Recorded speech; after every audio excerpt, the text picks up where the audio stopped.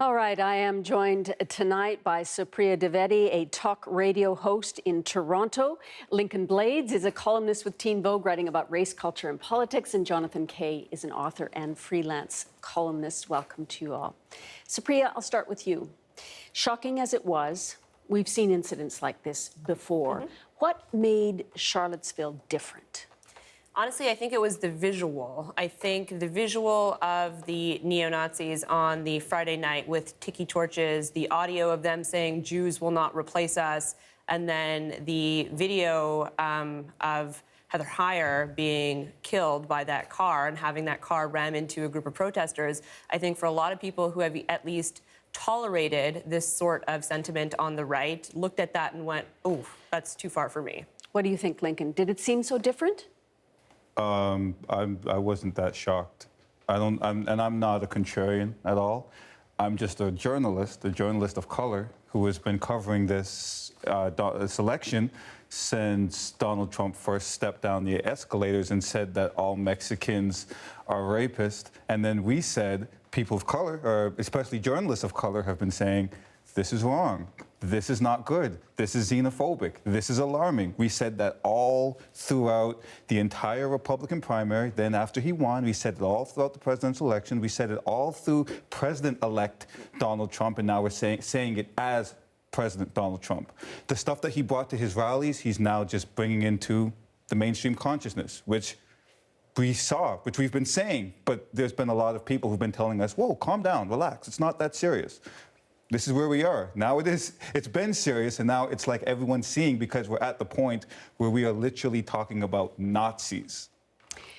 Jonathan, do you see it as a defining moment in America that we've come to this point as a result of all the division that's built up there recently? Well, obviously there's always been racism in the United States, and there's some amount of racism in all countries. I think what was shocking to a lot of people was the visuals, for one thing, but also I think the response from Trump.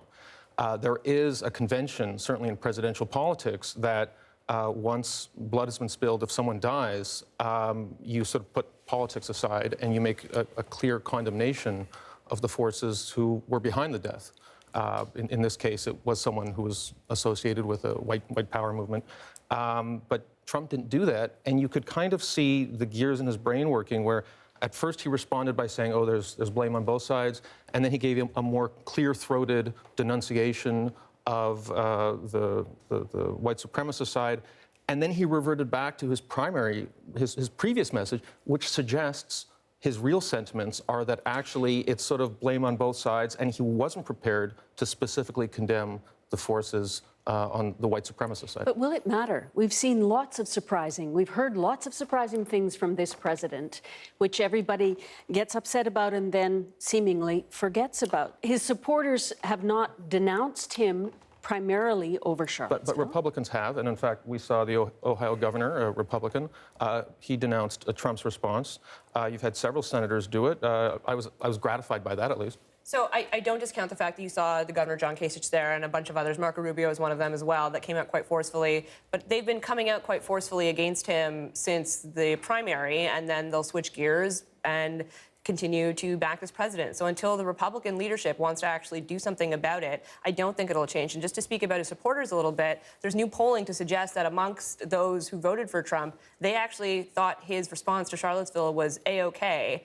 And I don't think, during the primary, he said something along the lines of he could shoot somebody on Fifth Avenue and people would still vote for him. I very much do believe that to be true. And I think the Trumpiest of his Trumpian base looked at Charlottesville and went, yeah, this is our guy. This is why we voted for him. Okay, Lincoln, a lot of people I've heard on the weekend have been looking at the events down south with dismay, saying, oh, look at what's happening there. How much different is it in Canada? What do you think the reaction has been or could be in this country? So I guess the first question, just to address your comment about the word forcefully, I don't think anyone has come out forcefully against Donald Trump. I don't think there has been any forceful denunciation of him from either the Republican establishment or just from the general white community. So now let's talk about white people, because that is not only Trump's base that is still giving him his positive reviews, it's also the base that we're seeing here in Canada that is helping to spurring some of these radicalized movements. So what we need to talk about at some point, and this is what I would like to talk about as on the panel, is what are white people prepared to do? Like this isn't Like this like this the community should come out. radicalization. When we're talking about this, so I'm a black person, I'm a black man. When there is an issue that happens in the black community, there tends to be this, okay, go fix it, you know, go fix your communities. But if there's an attack, an extremist attack, there's like, come on, Muslim community, you know, we need you to denounce people. But now when you have this radicalization, Heather Heyer died because a white nationalist, an alleged white nationalist, ran her over.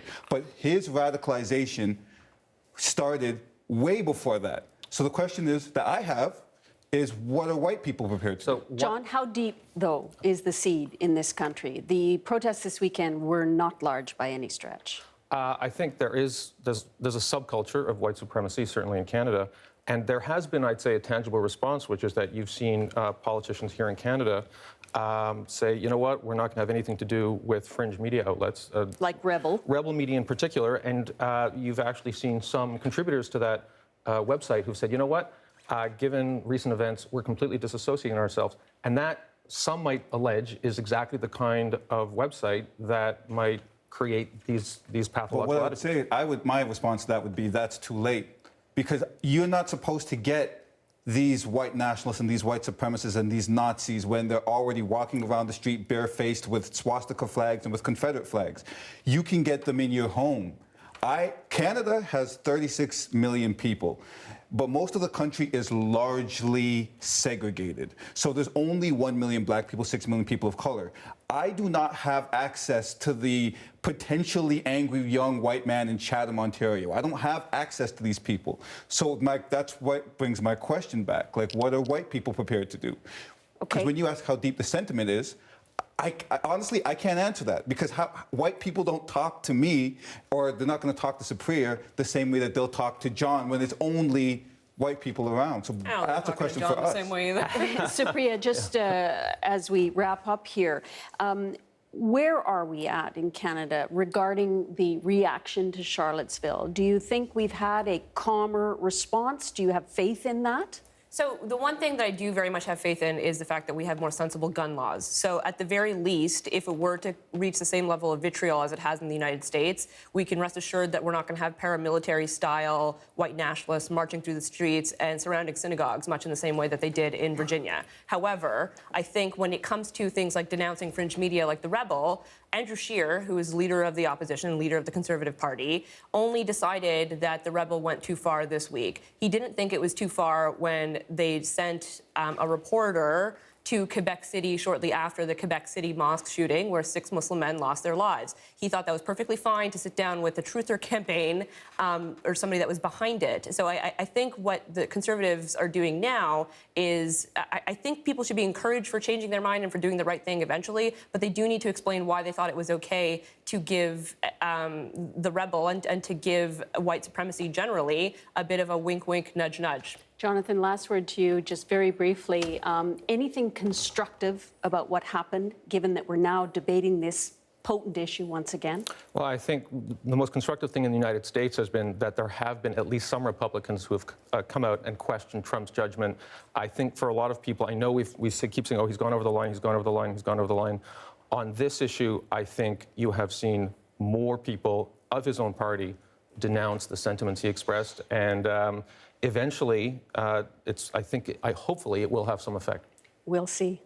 And we'll be talking more about this. Thank you so much for joining us tonight.